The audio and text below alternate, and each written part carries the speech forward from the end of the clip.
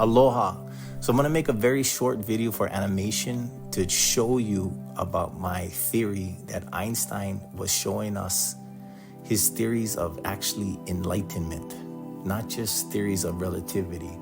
I think he left breadcrumbs for us to look at, to ponder, but there's a reason why this stuff is the way it is. I think it's partly because he was cryptic, having to flee Germany at the time of Hitler coming here, presenting his theories of our relativity with our cosmos. The reality is he knew of Brahma Vidya, which is a Vedantic way, which is the science of going inward. And once you go inward, then you know the cosmos. It's beautiful, but it just works that way. It's weird. Our minds is constantly trying to go outward, but the process of self-inquiry, now that needs to be guided. We have to understand or we can get lost. So his theories of relativity, I'm going to shine a light on it. The first thing is this. A Vedantic way of looking at enlightenment is you have to go inward, self-inquiry. Well, I was trying this, tried it 200 plus times. I could not figure it out. Listen to Sadhguru, by the way, he's a blessing. He really did help me, but it took a long time. All of a sudden I saw E equals MC squared. And I was like, holy crap. What I'm going to tell you is my poetry is not what Einstein is saying about the external reality, but this is my poetry and what he's left for us to see. E equals energy. M equals matter, and matter is you in his formulas. Remember that.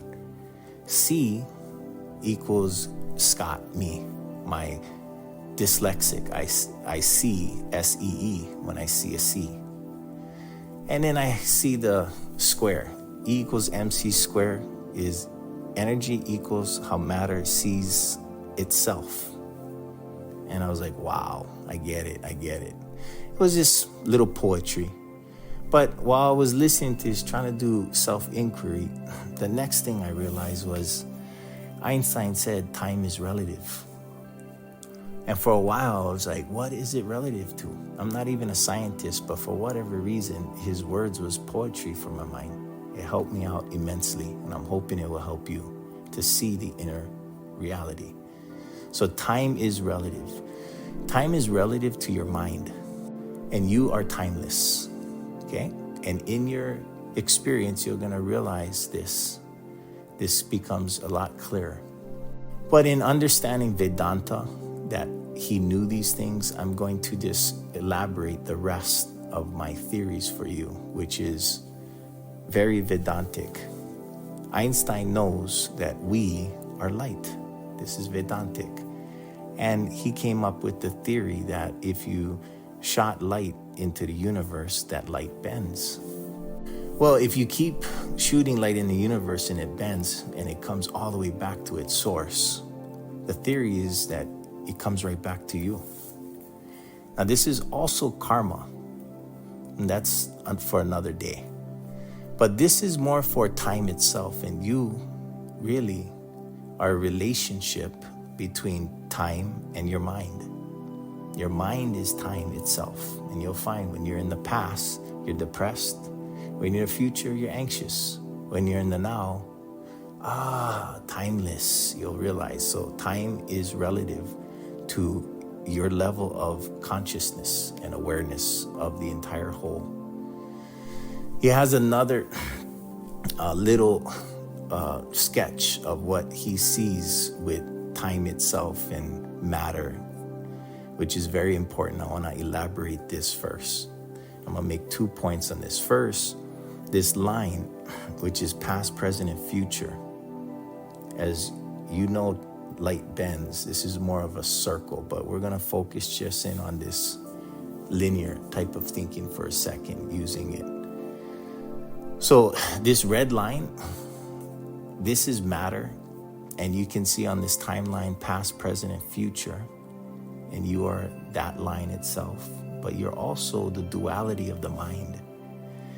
And this matter that is right now in the future, the reality is it's rotating around this line, this light source. It's rotating, it goes into the past, it goes into the future, and it can come into the now. But this is your mind that is going through these fluctuations. And being aware of this, you'll realize there's only one knowing in the now. But your mind has a lot of different beliefs about it. We can get lost and we can keep going around and around in time, poetically. Think about it. Now, matter that is out in space, okay? He said his theory was anything in space that has concentrated energy can create a black hole. Now, to make this a teaching moment, right now I want to point out Einstein was not an astronaut. He was not in space. He couldn't test these theories out. Everything that we're doing right now is within your mind. And we're kind of within Einstein's mind and my mind connecting the three.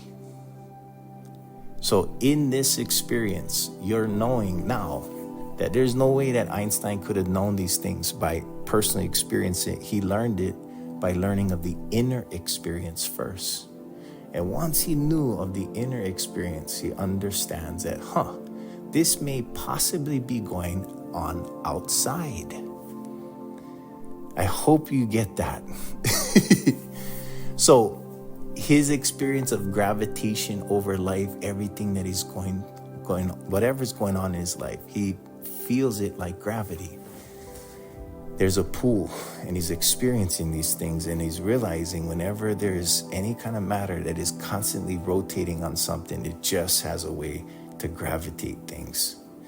So being conscious and being aware, if you're in your mind and you start seeing your black holes, it's about being aware in the now, and you might be able to steer away from them. Now, these black holes may seem scary, but think about it this way. This is Vedantic, and no matter if you have a black hole and you have 1,000 black holes, the reality is within your cosmos, you will know, even if you look outside on a dark night, there is always light. Knowing this will help you understand that everything has a reason, and black holes have a reason. Einstein's theory was space is constantly contrasting, sustaining, and expanding. And I believe it's because of the elements of the black holes and everything interacting. And everything interacting, there's a perfectness. There's a level of, oh my God, I can be scared of it. But if you just let that go for a second, you may see the beauty of all these black holes that help us, even in our own experience, help us navigate to where we should be in the now. And if you use the now, you use your awareness to stay away from black holes, that you'll realize that you are light. So this process of checking this out, I'm hoping you might listen to this a couple times, but it's not about belief. This is about knowing, and knowing what things are and knowing how. If you're open to getting to know who you are, get out of time itself, get out of the past, get out of the future, and get into the now. If you're open to learning how to do that, check me out at www.xlbhs.org. Scroll down. I have an app named Butorfly, spelled Butorfly. You can keep thinking but in time, or right now, you can choose to fly. Good luck on your journey. Aloha.